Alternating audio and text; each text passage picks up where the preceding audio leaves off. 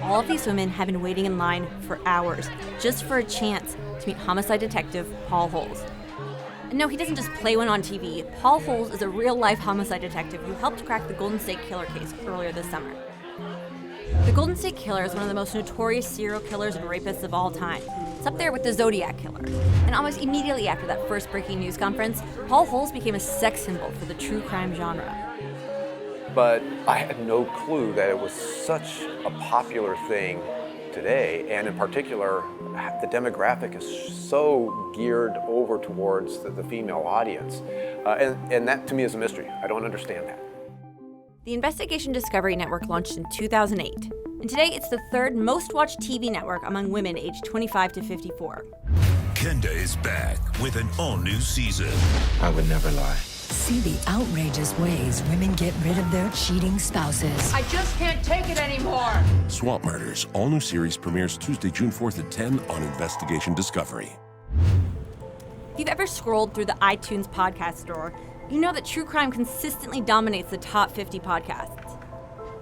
And even though 56% of total podcast listeners are men, women make up more than 70% of true crime listeners. But if you think about that, it's kind of sensible. Who buys mystery novels? Women do. Who bought the Police Gazette back in the 20s? Women did.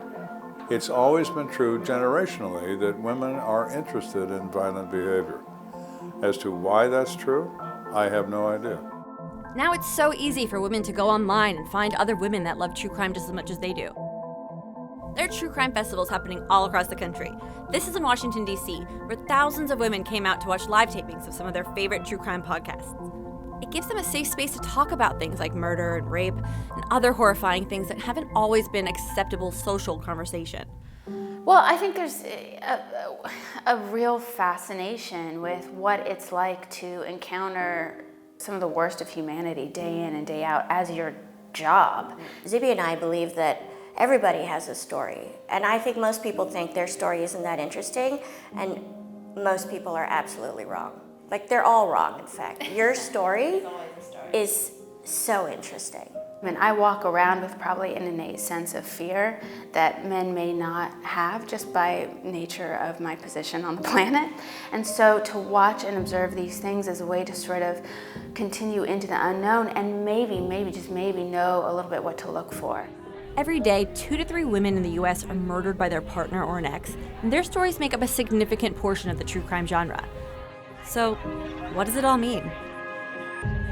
We'll find out the answer to that in part 2 of our Women in True Crime series, where we take a deep dive into the psychology behind the fascination.